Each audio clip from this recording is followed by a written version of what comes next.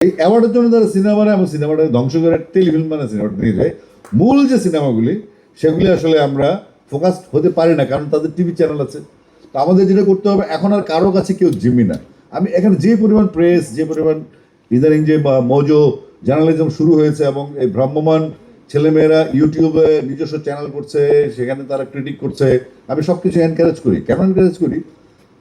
কেউ না কেউ ভুল করবে, সবাই ভুল করবে, কিন্তু এই ভুল করতে করতে কিন্তু একদিন আমরা সবাই শুধরে যাব। ভুলটা যেন পাপে রূপান্তরিত না হয়, সেটা আমাদের খেয়াল রাখতে হবে। আমি ধন্যবাদ জানাই ইয়াং জার্নালিস্ট যারা এখানে আছেন। অনেকের সাথে আমার পরিচয় নাই, দিবাকর আছে, অনেকে আছে, আফজাল পান্ত আছে এখানে, অনেকের সাথে পূর্ব পরিচয় আছে, কিন্তু অনেকের সাথে আজকে প্রথম দেখা। আমি আসছি অনেকদিন পরে এরকম প্রেস মিটে, ফিল্মে। তো আমি একটু ডিটেল কথা বলছি, কারণ আমার কথার একটা ভ্যালু আছে। সবার চ্যানেলে টুকটুক কেটে দিলে সুবিধা আছে, কিন্তু এটা সুবিধা আছে। তো যে কারণে ডিটেল বলতে সুবিধা, আমার কথা কেউ বোর ফিল করে না, আমি জানি। আর বোর ফিল করলে কিছু বলবে না, ম্যাচ খারাপ থেকে, এটা আমি জানি। সবকিছু মিলে আমি এটা সুবিধাজনক অবস্থায় আছি। আমি প্রথমে এলানকে যেভাবে জাজ করি, আমার মনে হয় বাংলাদেশের খসরু ভাইকে আমি খুব ভালো মতো চিনি। তিনি একজন ভালো ম্যানেজমেন্ট, উনি ফিল্মের জন্য অন্তপ্রাণ মানুষ। এই যে সিনেমা প্লেক্স করছেন এবং এত কিছুর ভিডিও নিয়ে এসেছি, কি 1000 কোটি টাকা ছাড়ার কথা বললেন। আমাদের যেই সরকার ক্ষমতা এসছে, আমরা বাংলাদেশ জাতীয়তাবাদী দল, আমি দলের কোনো অংশে কিন্তু নাই। আমি আগে থেকেই দলের কোনো অংশ নেই, আমার একটাই দল, এটা হচ্ছে বাংলাদেশ। তো বাংলাদেশের আগের মতো যে কানা কোনা দল চান, দল কানা দল দাস, এগুলো আমার মধ্যে নাই। আমি স্ট্রেট বোল্ড এন্ড বিউটিফুল, আমি জানি। তো আমরা চেষ্টা করবো আমাদের যে, আমরা ছোটবেলায় এক সময় বিজয় সোনামান্টারে সিনেমা দেখতাম। ডাকু মনসুর তো একটা হট সিনেমা, আমরা আবে হায়াত দেখতাম। সেই চাকবুম চাকবুম চাঁদ রেডিওতে শুনতাম, দুর্বার শুনতাম, রেডিওতে শুনতাম। অর্থাৎ আমি, আমরা, আমার এক বন্ধু শহীদ, আরেক বন্ধু রফিক, আমরা গুলবাই 3-4 যখন পড়ি, বাসাতে 3 ঘন্টা সিনেমা ধরা গিয়ে যাওয়া, বিড়ি টিড়ি খাইতাম হলে গিয়ে একটু। তো এখন এগুলো গন্ধ সহ বাসায় আসলে একটা রিফ্লেকশন হয়। তা আমি ভাবতাম যে উনি ধরতে পারে না, কিন্তু আমার ইমিডিয়েট বড়টা সেও সিনেমা, কিন্তু তো সে যেহেতু সুযোগ পাইতো না, টাকা ছিল না, এবং সে দেখতে পারতো, সেটা বাসায় প্যাঁচ লাগিয়ে দিত একটা।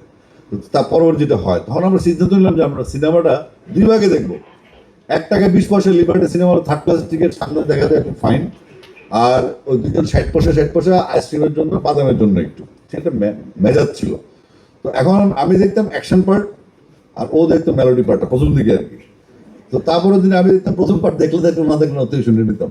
কিন্তু এই যে সিনেমার প্রতি আমাদের ছোট বয়সে যে অনুরক্তিটা ছিল, আমরা কিন্তু আমাদের জেনারেশন টানতে পারছি না। এখন আমাদের বেবি শার্ক, মামি শার্ক চলছে, কিন্তু আমাদের এমন একটা প্রজন্ম আছে যারা 52, 69, 71, 90 এবং 24, 18 সাল ধরতে হয় স্পেসিফিক্যালি। 18 সালের রিফ্লেকশনে 24 সাল। অর্থাৎ আমরা কিন্তু স্ফুলিঙ্গের সাথে বসবাস করি। তরুণ প্রজন্ম, নতুন প্রজন্ম, জেএনজি, কামিং আলফা, এরা কিন্তু ভাবে, এরা কিন্তু দেশকে ভালোবাসে। তারা কোনো লেজুর বৃত্তি চায় না, তারা চায় সত্যিটা। তারা জানতে চায় যে আসলে আমি যে এই দেশে বাড়ছি, আমি তো, ও চলে যাবে কতদিন পরে, ইন্টার পাস করে অনার্স করার জন্য গ্রাজুয়েশনের বাইরে চলে যাবে। তাহলে এই যে মেধা পাচার হচ্ছে, তো তাদেরকে আমরা বাংলাদেশে রাখতে পারছি না কেন? আজকে যে আমাদের সিনেপ্লেক্সের যে শর্টেজ, সিনেপ্লেক্স সিঙ্গেল স্ক্রিন, যেটা বড় বড় হল থাকবে, 3000-2000 লোক সিনেমা দেখবে, একটা উল্লাস থাকবে। ইন্ডিয়াতে আপনি গেলেই দেখবেন, আপনার সবসময় গালিগালাজ করে যে গালি করে গেলে, কিন্তু আমরা কিছু করি না, আমরা শুধু বলতে পারি। অর্থাৎ সিনেমা হল আমরা যেগুলো দেখতাম একসময়, আমরা গ্যারিসনের যে প্রত্যেকটা ক্যান্টনমেন্টের সিনেমা হল ছিল, এবং সেখানে আমাদের ফ্যামিলির লোকজন সুন্দর দেখতে পারতো। আমার মনে হয়েছে আমি দর্পচূর্ণ দেখতে গেছিলাম দ্বীপে, কি সিনেমা হলে। এইসব সিনেমাতে আমার মাথায় ঢোকে না, মারপিট নাই কিছু, সারাক্ষণ কথা বলে। কিন্তু আমার বন্ধুদের সাথে যেতাম আমি অ্যাম্পলিফায়ার হিসেবে। অ্যাম্পলিফায়ার মানে আমাদের মিউজিকে বলে পাওয়ার দেয়, যে সাথে থাকা আর কি। ক্লাস 4-এ পড়ি, 3 জনের নিরাপত্তা আমার দায়িত্ব, ইভেন সিকিউরিটি। এগুলো ছিল পরিবেশ। আম্মা দেখতেন, খালাম্মা দেখতেন, চাচি দেখতেন। যে ডিস্ট্রিক্টে ঘুরতে যেতাম, সাপোজ আমি মনে আছে টাঙ্গাইলে এবং কুমিল্লা, চাঁদপুরে, এই হলে গিয়ে সিনেমা দেখতাম। এগুলো এখন কেন নেই? আমরা সময়টাকে ধরতে পারছি না। সময়টাকে ধরতে পারলেও প্রচারণার দিক থেকে ওয়ান আইড হয়ে গেছে।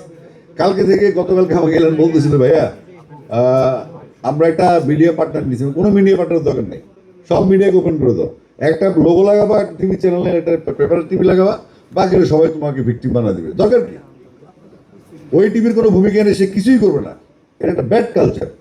প্রত্যেকটা মিডিয়া সমান, এখানে কোনো চৌধুরী বংশের লোক নেই, সবাই সব মিডিয়া সবার জন্য ওপেন থাকবে। তাহলে মানুষ এবং সাংবাদিক যারা নতুন প্রজন্ম আসছে, আমরা এখানে বৈষম্য কাটিয়ে ফেলতে হবে। যে আমি নাম উল্লেখ করছি না বড় জন, আগে নাম বলে দিতে হবে, বয়স হয়ে গেছে বলে দিলি না। তো আমাদের কি করতে হবে, এই ঝামেলা